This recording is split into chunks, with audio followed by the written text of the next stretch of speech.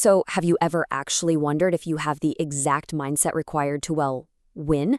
Welcome, everyone, to today's Interactive Explainer. I am absolutely thrilled you're hanging out with us for this one because we're doing something a little bit different today and honestly super practical. We're going to dive into a fascinating self-assessment article that literally acts like a mirror for your personal mindset. We're talking a direct, measurable audit of a trait that dictates almost everything about our daily trajectory. So get comfortable, clear away those distractions, and let's get ready to measure your path to success. Okay, let's dive into this. Right out of the gate, the source we're looking at establishes a completely uncompromising philosophy. It basically states, point blank, all success in life depends on self-confidence. According to this text, it's not a sliding scale. The equation is simple and absolute. The less self-confidence you possess, the further behind you are absolutely going to lag when it comes to achieving success. There is zero middle ground here.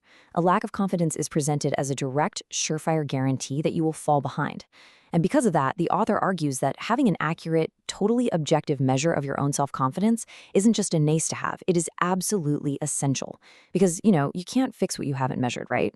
So we're definitely not just going to sit here and talk about theory today. I want you to actively participate in this interactive workshop. Seriously, right now, grab a pen and a piece of paper, or just open up a blank note on your phone.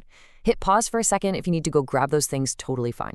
We want to find out, do you actually have the confidence required for success? Let's figure out exactly where you stand right now. So, the crucial point is understanding how this simple math works before we jump in. The author laid out a 20-question test, and here's how we're going to tackle it. For each question I read, I want you to really think about your current situation. Think it over, and then just answer with a simple yes or no. And write it down. Be totally honest with yourself here. Nobody else is grading this thing. Then, at the very end, you're going to count up the total number of yes answers you wrote down and just multiply that number by 5. Since we've got 20 questions, you can probably guess the maximum possible score is a perfect 100. Make sense? Awesome. Let's begin with our first set of questions, which revolve around your social presence and leadership traits. Remember, just jot down a yes or a no for each one. Okay, question 1. Are you a leader or an office bearer of a group or institution? Give yourself a yes or a no. Question 2 is all about your network. Do you actively try to expand your network and acquaintances? For question 3, think about authority figures. Do you meet big, important people without hesitation, and can you converse freely with them without holding back? And question 4, are you frequently invited to events, banquets, or conferences? Take a quick second to lock in those answers. What the source is testing here is really your willingness to step into the spotlight and your overall comfort level when navigating social hierarchies. Let's move to and see how this builds into our next category, interpersonal relationships and communication. Keep tallying those yeses and nos. Question 5, are your bosses, colleagues, and elders satisfied and happy with your work? Question 6, when there's something you dislike, do you fearlessly express that to people? Moving on to number 7, when you see others doing wrong or unfair actions, do you actually try to step in and stop them? And question 8, can you peacefully debate with people who hold opposing views to yours? I mean, if you spend any time on the internet, that one might be a really tough yes to claim, but be completely honest. These questions are actually a brilliant measure of your personal boundaries. It takes a ton of self-assurance to speak up against wrongdoing or to just disagree with someone peacefully without losing your cool. Keep tallying those answers on your paper. Now we're going to look at how your intellectual curiosity and your daily personal habits play into your total score.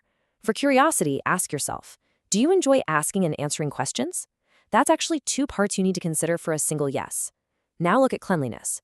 Do you keep your body and clothes completely clean? Next, for interests. Do you have special interests, like reading and playing? And finally, for achievement. Have you ever won prizes in any competitions? It's honestly fascinating how the source links these super basic daily habits, like keeping your clothes clean, straight back to the massive concept of self-confidence. It really suggests that how you physically present yourself and how you feed your mind are direct reflections of your internal self-worth. And this brilliantly illustrates our final grouping. We're in the home stretch here, folks. These final 6 questions measure your inner psychological resilience. Ready? Here we go. Do you admit your mistakes, repent, and resolve not to repeat them? Are you proud and satisfied with your own nature and your work? Next up, do you envision a beautiful future and actually consider yourself to be a lucky person? If you ignore your enemies, do you have more friends than enemies? When difficulties pop up, do you courageously face them without panicking? And finally, the last question, do you have a fixed life goal and do you constantly move toward it with determination? Okay, take a deep breath, finish up your tally. These questions literally cut right to the core of how you view yourself when absolutely nobody else is watching. All right, the test is complete. Go ahead and count up your total number of yes answers on your paper. Got it? Now multiply that number by 5. Okay, do you have your final score in front of you? Remember, the absolute maximum is 100. But what is the magic passing mark to actually survive out there in the real world? Well, according to the source, it is exactly 50. If you scored a 50, the author considers you to have officially passed. 50 means you possess what the text calls workable self-confidence.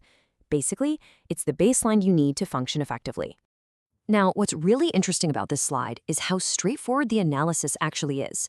Let's break down your results impartially. So, if you scored exactly 50, you've got that workable self-confidence we just talked about. If you scored higher than 50, the text states your capability increases in direct proportion to your score. Essentially, a higher score means a higher capacity for success. But what if you scored below 50? Well, the assessment is pretty blunt. Your self-confidence is currently very low. And going back to that philosophy we outlined at the very beginning, this means you are currently positioned to lag behind. But hey, don't let this discourage you. The whole purpose of this audit is not to judge you. It's to give you a crystal clear, measurable baseline. Scoring below 50 just identifies a clear, immediate area for you to work on. It's not a life sentence, it is literally a roadmap for improvement. Our source material leaves us with a really stark, powerful warning. Without increasing your self-confidence, victory in the battle of life just cannot be achieved. It frames life not as some passive journey, but as an ongoing battle that actively requires the armor of self-belief. So look at your paper right now. Look at the score you wrote down. If your score is less than 50, or honestly, even if it's just not quite as high as you want it to be, what will you change today to win the battle of life? Which of those 20 questions can you flip from a no into a yes by tomorrow? Thank you so much for walking through this audit with us.